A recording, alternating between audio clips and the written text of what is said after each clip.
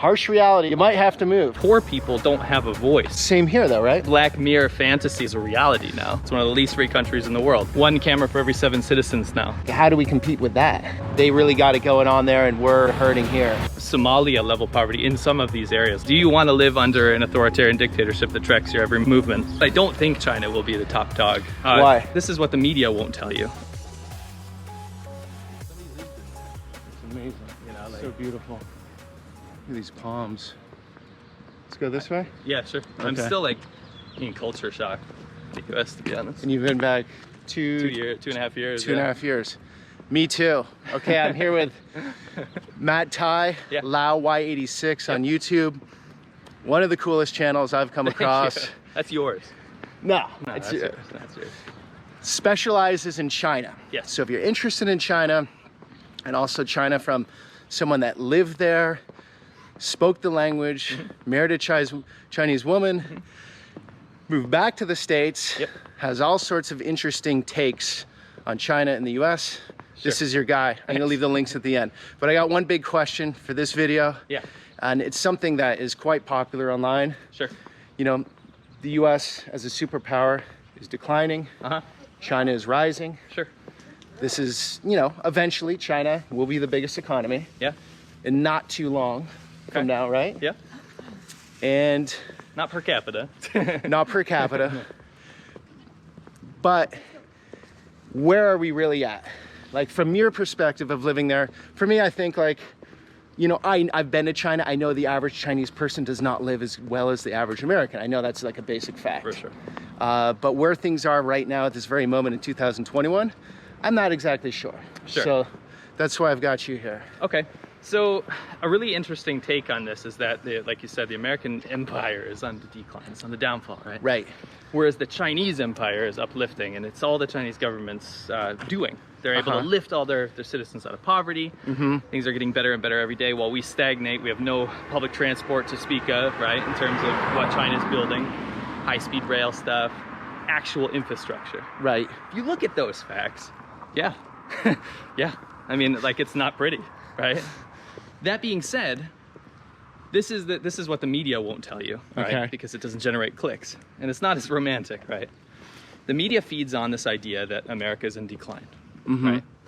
When you feed on that idea, it becomes a snowball. So every other media, splinter media group or whatever, is going to go with that from a different perspective. Okay. Look at this decaying neighborhood. Look at this bridge. Look at this. Look at all the retail stores that are closing down. Look at this empty mall you grew up with. Right? It goes all the way from politics down to like personal pieces. Sure. America's decline. Sure. Whereas you look at Chinese media, which is state media, anything coming out of China goes through the state's mouthpiece, right? There's only one mouthpiece in China. There is no competing media. It's not a free country. It's one of the least free countries in the world.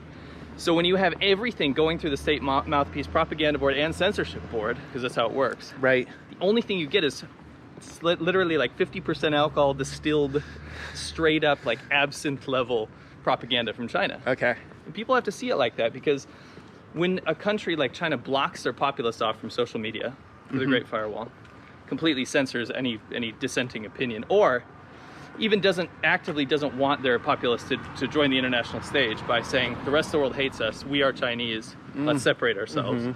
That mental block, even that alone, is enough to really warp the perspective of not only Chinese citizens, but then people consuming Chinese media outside of China. Yeah. And it's to China's advantage to want to portray its system as feasible, viable, and attractive, because it's an authoritarian system that really shits on the human rights of its populace, right? Right. You have to sell it to your populace, and then you have to sell it to the rest of the world. So there's two not really battling opinions. You have the Western media, American media, that says America's in a decline. Then you have the Chinese media, which isn't allowed to say anything bad about China. So you have basically both extremes. Yes. On the opposite end. Yeah. Is it somewhere in the middle? It's kind of somewhere in the middle. So if you look at this perspective, like the coming China threat, right? I think the whole America's decline thing is a whole different thing. Like, you can look into that yourself. You can see around you, did you lose your job? Sure. You know, are you in a worse situation than you were a little while ago? Sure. You can look at that from a realistic perspective, but with China, you have to be there to understand that, right? Okay. Otherwise, you're just going to be consuming state media from China.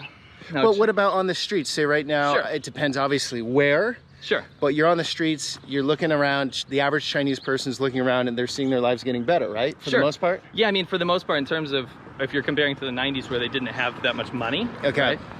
You maybe driving around in like a $2,000 car now. Right. Right? Like things are obviously and clearly better than when you were starving, right? Yes. That being said, that gray area of where China was booming when I was there in 2008, all the way, I would say it, the kind of feeling of positivity started slowing down around 2013, 2014. So when you would talk to Chinese away from other people, they would speak with you freely. You can get that. You can get that. And you were speaking in Chinese with them, right? Of course, I speak Chinese. Yeah. So you were getting the inside. Yes. Like they're not looking at you as a total foreigner. They're respecting No. you because you spoke the language, right? No, exactly. Okay. Now the problem with that is that it went from this gray area where China was booming and it was doing really well because it was still an authoritarian dictatorship, but it allowed its people, I shouldn't say allowed, I hate that word. Yeah. It kind of relinquished some of the shackles Okay. of the previous systems, maybe Okay. under Chairman Mao, right? Okay. So that gradual liberalism was never on paper, but it was kind of just the way things worked. To start a company was fairly easy. A lot of the red tape was cut out there. Sure. It was this gray area that was just kind of blossoming and booming for these Chinese people, and for them that was a very positive time. But slowly the surveillance state started catching up, right? And when Xi Jinping took power, instead of being the liberal, dictator that was going to bring about change that we all hoped, Right. he turned out to be more of a fan of Chairman Mao, right? So to consolidate power at that kind of alarming speed, and to put up all the cameras. There's one camera for every 7 citizens now, right? Wow. Instituting so social credit system. in China, there's not a town like this really. Like there aren't Sure. rural towns, but there would be a camera on every pole. Yes. Okay. And that's not to ensure the safety of everybody. It's also to catch people out. Ensure the tracking of everybody. Exactly. I mean, there's the social credit system. That Black Mirror fantasy that people were having is a reality now, right? Well, it's sort of like 2020 in the U.S. with Sure. COVID. It feels like a little Sure, bit like sure. Black Mirror. At least in San Sure. Francisco, it's felt like Black Mirror. I got you. Yeah, it's a little different here. I Okay. guess. Okay. Let me ask you this though. Yeah. The Chinese are very good at having long-term Yes. thinking, planning. They're strategic, and it's not a democracy, so it's less messy in the sense that they can get everyone on board and Sure. push forward, even if it's by force. Yes. Right now in the U.S., we're more divided than ever. Yeah. Right? At least that's what it seems. Yeah. And things aren't moving in any positive direction politically, it seems like. Right. Everything's a battle. Right. So with their strategy, like how do we compete with that? That's something that has to be a mental conclusion that you have to make yourself, right? Do you want to, and maybe this is an attractive option for people, but do you want to live under an authoritarian dictatorship that tracks your every movement, tells you what you can think and do, dictates where you go to school, what you do in the future, right? All for the option of having, I don't know, better infrastructure, better public transportation, things like that? Or would you rather make your own life yours? And I think if you don't look at it, if you look at it from face value, a lot of people, maybe younger people here in the US, would prefer a thing where, okay, whatever, as long as I can go out with my friends and get drunk and like, Sure. whatever, eat dinner with them or do whatever they like to go to the club or whatever, then that's fine. Not have to worry, right? No, I don't care, right? I'm not, as long as I'm not involved in politics, they say, right? Okay. Now, the thing is, when you actually look at the nitty-gritty of this, you can pretend like China's actually pulled all this stuff off, but in reality, they haven't, right? So if you look at the poverty alleviation standard, right? They pulled 800 million people out of poverty. Number one, who put them there first, right? It was the principles of the very same government that's dealing with them now. Sure. And I like to use this example to show you how this is not working. The poverty standard of the U.S. is $13,000 per year, right? The poverty standard for China is $400-something a year. So you have to understand the difference here. A lot of Americans are looking, oh, look at this poverty alleviation. Look at how well the government's done. Let's go down Sure. here. Yeah. Look at how well the government's done in China, not knowing that $400-something a year is not something they could ever sustain themselves on. Okay, to be fair, life is much cheaper in China. It is, but it's not $400 a year like, cheaper. In a big city, it's what, half the price? We're in Carlsbad, north of San Diego. But Half if you the want, price, if okay. you wanted to have a lifestyle that was comfortable, if you wanted to eat like cheese, for example, you're going to spend a lot more money in China than you would here, right?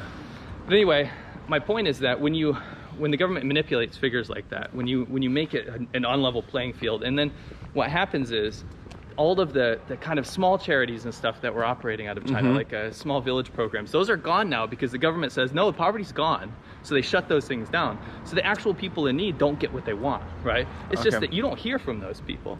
Rural China is a dire place. It's a dire place. It's not like the US, right? What about, say, okay, I haven't been there in a long time, but like Gary, Indiana, that's not rural, but like just, you're from upstate New York originally. I am, yeah. I'm from Vermont originally. You go into some of those backwoods towns, they look pretty depressed. Sure. But not even a comparison? No, I mean, we're talking about some of these places that, I mean, it's dirt roads, which is one thing, but sometimes there's no shoes. I've been to villages where the kids were blind from malnourishment. Yeah. We're talking about Somalia level poverty in some of these areas, like in Guizhou and Gansu. It's not the same thing, right? And I'm not pinpointing, like, I'm talking about extreme poverty here, but the standard of living amongst a poor person in China is much lower than the standard of living here in the US. And yeah, you could say, oh, give them some time to catch up. But that's the problem, is that wealth inequality is growing in China because the poor people don't have a voice or an option to make life better. Same here though, right? Sure, in a way, yeah. Like, especially with the pandemic, people are getting richer or poor, right? Like the wealthy is getting wealthier. That's absolutely true. But you're starting, like, the bar is set higher here. Is that fair to say? The bar set higher. Not only that, people still have access to charity, right? The government in China shuts down the charities that are helping the poor people because it makes China look bad. It makes China say, oh, we didn't alleviate poverty. So you have a state literally getting in the way of alleviation while saying simultaneously that they've already pulled it off, right? Okay, so I thought that your answer would be along these lines, but to sum it up, you're basically saying, you know, as America's, let's say, losing its role to some degree, and China's increasing its role, I mean, what are we looking at? And of course, you can't be a futurist, but like, it's not even close right now, or it's like the scales are starting to tip in the sense that, you know, in 20 years, we pick our heads up and we're like, whoa, they really got it going on there, and we're sort of hurting here. Sure. From what you will see, China will continue to portray itself as a world leader, right? Okay. Whether that's the case or not, you'd have to find out yourself, right? You have to talk to people in China, which I do, right? Now, that being said, if you're really looking at metrics, like, let's say militarily, right? China is wildly behind militarily. Yes, their navy is bigger than ours, right? But if you want to do a dick measuring competition here, it's not even close. Right. And I don't think that's how it should be, but the usable navy or usable military in China is so far behind the US, no conflict is really feasible in the near future. And that's something I like to tell people, is they all get riled up. They either want, like, let's go kick their ass, or we have the other people that are like, holy shit, that would be awful. Like, it would be. Right? The realistic situation is a war with China would be devastating. Militarily, way behind, right? In terms of... But way behind, but catching up. Catching up. Skill level, actual battle experience, 0, right? Right. Catching up technologically, yes, absolutely, right. But that for me, that scenario is unfeasible for the time being. Okay. Ideologies might be against each other, right? But it's not actually going to lead to a battle or a conflict unless the Communist Party of China just started rapidly losing power in China. Okay. So I know I'm asking you to be a futurist here, but does the average American have a serious concern or right to be concerned about, you know, China being the top dog in the near future, or not? Yes and no. Number one, I don't think China will be the top dog. Why? Because you have to be cool, okay? Soft power. Soft power is so important around the world, and no one does soft power like the US. Right. Okay? This is just the reality of it, whether you like it or not. The reality is America is still the coolest country in the world, because everyone from around the world can come here and make something cool about it. That's what makes it cool, right? Okay, Look at black culture. It's the coolest culture in the US. Right. In terms of consumerism, right? Right. All of these different, so look at Latino culture, yep. Latinx culture, the people can come together and actually make something of themselves, and then people within the US and outside the US consume it, right? China doesn't do that. China doesn't have soft power exports that people think is cool. You understand? You think they can get it? No. Just because of Chinese, the world doesn't know Chinese so well. I mean, we're lucky right now that English is the de facto world language. It wasn't before, it won't always be, but sure, that's like definitely in our favor. My counterpoint is democracies work in favor of coolness. Look at Korea. It's a tiny country that nobody cared about, and everybody knows K-pop now. Yeah. It's not just K-pop, it's Korean barbecue, it's food, it's culture, it's cinema, it's awesome. Fashion, right? Yeah. That's infiltrated white America. That's soft power, right? China doesn't have soft power. You know what China has to do is claim soft power that, oh, Korea used to be a part of China, so that's ours, right? So in I hate to use this word, ruling the world or being the superpower, which there always has been that battle. Sure. Unfortunately, that's the way the world works. Yeah. It's Game of Thrones. It is. Like, I used to be against every bit of American foreign policy. Yeah. And then I realized, well, if the U.S. just chills out, sure, it's not like the world gets all peaceful and great. I mean, I'm not for a lot of the U.S.'s foreign policy. Sure. I'm not for war. I mean, that's what I've liked, especially in the last few years. There have been no real interventions in the Middle East. That's sort of nice. I like that. It is. But I also have seen enough of the world to understand that it's dark in many ways. Yeah. And if one country isn't controlling, another is trying to control. Yeah. Okay, so you're saying soft power is a huge component to that control. It's massive. How are you going to sell the young people or the populace outside of like politics or like grand gestures of bridge building or something? How are you going to sell that to a young populace that China is cool? Because unfortunately, Chinese people don't believe China is cool, right? I think China is awesome in terms of a culture, in terms of a country. Yeah. But you can't export those very not on the surface details, the very minute details that you have to discover yourself within China.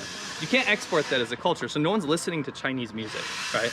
Yeah, Chinese food is great, that's fantastic, and food's a great export, but there's no cohesive Chinese food. It's a very diverse food group, right? There's not like one dish people will be like, yes, you know, that's let's have that, right? So in terms of soft power, China just doesn't have it because the Chinese populace consumes foreign, Western, South Korean, Japanese media more so than their own. They consume a lot of Japanese media. Yes. Yeah, I mean, anime is massive. Right, okay. Now, whether, if you ask a lot of Chinese people if they liked Japan or Japanese people, that's a different story. Tough history there. yeah. Between the countries. But okay, there is a, you know, China's been slammed down for the last 300 years. It was once the world power. Yeah. Okay, now it has some muscle. It can it can flex, and it has every right to do so, right? Sure. You just don't like the way it's doing it. I don't. I think flexing is fine. To be a global leader would be a dream for me for China. Okay. It's. I mean, you're going to root for the country you spent 10 years in. I was rooting for China before I went there. Yeah. But when you see the shift of how the government has changed, right? And it has changed drastically. Yeah. It's not who you want to root for anymore. And it's not what we want to emulate. No. As a country. And I don't think it's in when many young people I hear talking about how they like admire and think that system is better. It's like, tell them to stop using their Instagram and YouTube and Google search and see how that goes. Right. Like have just that basic freedom. Yeah. Right. Yeah.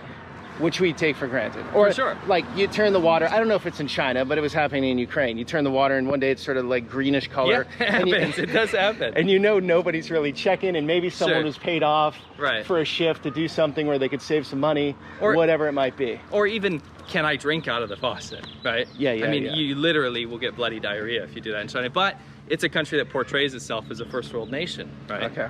It's just not what you see. And that's the frustrating thing, is when you're in China, it's not what you see. If you go to the city center, the CBD of Shanghai, yes, you will be duped, right? You leave there, go a couple hours outside of there and see how the country operates. It's not the romantic idea that it's being portrayed. Yeah. And to be fair, guys, we're in Carlsbad. It's a pretty affluent neighborhood in San Diego. If we go 20 miles that way, right? Yeah. It's a different reality. For sure. It's a different reality. Okay. But yeah, I mean, you can make those equivalencies, right? Sure. But it's just not, and I'm not trying to say China is unbelievably poor, but the soft power, it doesn't work when you see the reality of the situation. And it's not an idea that should be romanticized because it comes with a lot of baggage. It comes with surveillance, and it comes with a heavy-handed dictatorship, right? So you're thinking America's in a good place right now, and China is not necessarily a threat to its position for quite some time. From a global metric, I think America is fine if people understand not how good they have it, but how many opportunities they have to make it better, right? Gotcha. And it's not some PSA from the 90s about like, let's hold hands and like make the world a better place. It's concrete, actual things. Yeah. For example, what you're doing right now is being an influencer. That's not a job that existed when I was a kid. Oh, right? But it's something that anyone can actually do. Right. I have a $350 GoPro in my hand. Right. And that's what you're doing to make a living right now, right? Yeah, 100%. There you go. Me too, right?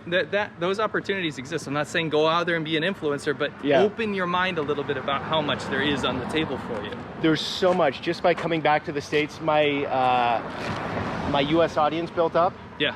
And then U.S. ad revenue is different than, say, Ukrainian ad revenue. So I'm making way more money just by being here on the ground here. Yeah. And it's just sort of like a metaphor for everything in the States. I feel like there's some guy that has a roofing business that's probably killing a plumbing business, electrical business, pavement business, tax. This guy here, he's got a truck. It's a base level Ford F-150. He can operate out of it and operate a business and make money out of it. Yeah, and one thing I want to say, the opportunities are here where we are north of San Diego. Yeah. Where you and I both grew up, not so much. No. And so one harsh reality, it's not even harsh, it's just a reality. You might have to move. That's actually a great piece of advice. You just might have to just like get out. I grew up in a town of 500 people. Sure. What would I do there right now? Nothing. I'd have to drive very far, or no clue. Right, but you could go back there and do something with I mean, wealth. Yes, and now because of the internet, I mean, technically I could live there if I wanted to, but I don't want to. Right. But that initial kick is very important for kids to understand. Yeah, and I wish I did that earlier. Like I went to like New York earlier or San Francisco earlier. That would be, I wouldn't go to San Francisco now. That's not good advice, but go to Texas. In a year or so. People are going to Texas. Hopefully in a year or so. Yeah. Matt, thank you. No worries. Guys, check out his channel. As you can see, he's very knowledgeable, very interesting character. Link down below, laowhy86. Yeah, check out your videos. Awesome. Till the next one.